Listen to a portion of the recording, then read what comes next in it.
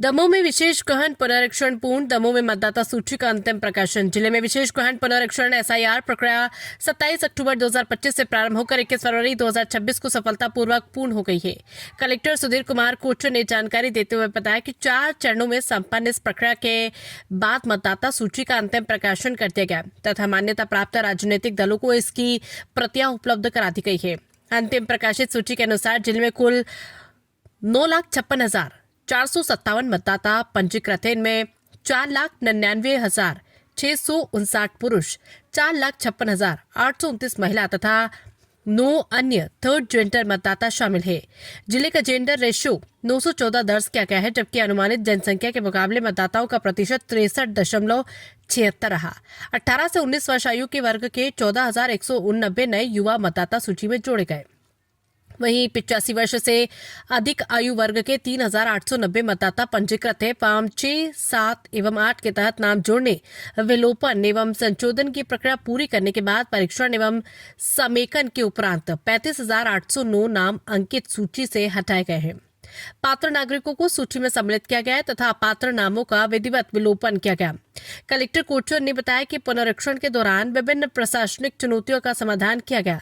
उड़िया, बंगाली एवं मराठी भाषी नागरिकों से संबंधित मामलों में स्वयंसेवी शिक्षकों के सहयोग से संवाद स्थापित कर प्रक्रिया को शांतिपूर्ण एवं पारदर्शी ढंग से संपन्न करवाया गया। उन्होंने निर्वाचन कार्य में सहयोग देने वाले अधिकारियों, कर्मचारियों, राजनीतिक दलों के प्रतिनिधियों एवं मीडिया का आभार व्यक्त किया। दमोह से संवाददाता सचिन सिंह राजपूत की रिपोर्ट। प्रतियां हमने राजनीतिक दलों को भी वितरित कर दी और इसी पर प्रेस कॉन्फ्रेंस और राजनीतिक दलों की बैठक में हमने डिटेल्ड प्रस्तुतिकरण दिया है कि क्या पूरी कार्रवाई कैसे संपन्न हुई है। जो इसका सार है वो इस प्रकार से है कि जब हमने एसआईआर प्रारंभ किया था 27 अक्टूबर 2025 को, तो उस समय हमारे यहाँ मतदाताओं की संख्या लगभग 9,92,000 थी। जब हमने ड्राफ्ट मतदाता सूची का प्रकाशन किया तो हमारे यहाँ पर मतदाताओं की जो संख्या थी वो 9,48,000 थी। और जब अंतिम प्रकाशन हुआ, इसका मतलब कि मतदाताओं के नाम जोड़ने की कार्रवाई, विलोपन की कार्रवाई, संशोधन की कार्रवाई, ये सारा कुछ होने के बाद जो अंतिम प्रकाशन हुआ है उसमें मतदाताओं की संख्या 9,56,497 हमारे यहाँ पर रही है और हमारा जो जेंडर रेशियो है वो 914 है। उसमें जो बड़ी चुनौती पहले चरण में यदि हम देखें तो फॉर्म को सही तरीके से भरवाना और उसको संकलित करना, ये एक बड़ी चुनौती थी। दूसरे चरणों में यदि हम देखें तो जो हमारे नो मैपिंग के केसेस आए या लॉजिकल डिस्क्रिपेंसीज के केसेस आए, इनकी सुनवाई करके और इसका निराकरण करना। फिर इसके बाद अंतिम चरण में ये जो पूरी मतदाता सूची में जितने फॉर्म 6, फॉर्म 7, फॉर्म 8 आए, इन सब का पूरा कंसोलिडेशन, इसमें से जो पात्र हैं उनको जोड़ना, जो अपात्र हैं उनको हटाना, ये प्रक्रिया हुई और आज चौथे चरण में फिर प्रकाशन हुआ है।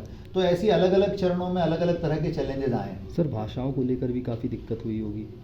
भाषाओं को लेकर के खास तौर से उड़िया और बंगाली भाषा को लेकर के, मराठी भाषा को लेकर के इश्यूज आए थे, लेकिन मैं धन्यवाद देना चाहूँगा कि हमारे यहाँ कई वॉलंटियर टीचर्स आगे आए जिन्होंने कहा कि वो उड़िया भाषा जानते हैं, वो बांग्ला जानते हैं, मराठी जानते हैं, गुजराती जानते हैं और उन लोगों ने जो है इंटरप्रिटेशन करके मदद की और जिसकी वजह से हम मतदाताओं तक और बेहतर तरीके से पहुँच पाए।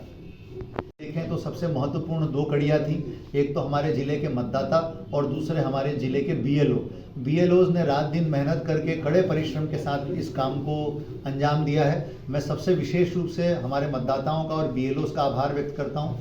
मैं राजनीतिक दलों का आभार व्यक्त करता हूँ कि इस पूरी प्रक्रिया में बीएलए यानी बूथ लेवल एजेंट के रूप में हमारे राजनीतिक दलों के प्रतिनिधियों ने भी काम किया है, उनके प्रति मैं आभार व्यक्त करता हूँ। हमारी पूरी इलेक्शन की मशीनरी जिसमें BLO supervisor, AERO, ERO, deputy DO और निर्वाचन के सभी अधिकारी कर्मचारी, हमारे सभी मास्टर ट्रेनर्स, इन सब के प्रति मैं और हमारी पूरी जनसंपर्क की टीम, हमारा पूरा मीडिया जगत, सबका मैं विशेष रूप से आभार व्यक्त करना चाहता हूँ कि आप सबके सहयोग के बिना ये महती कार्य समय पर होना और निष्पक्ष और पारदर्शी तरीके से होना संभव नहीं था।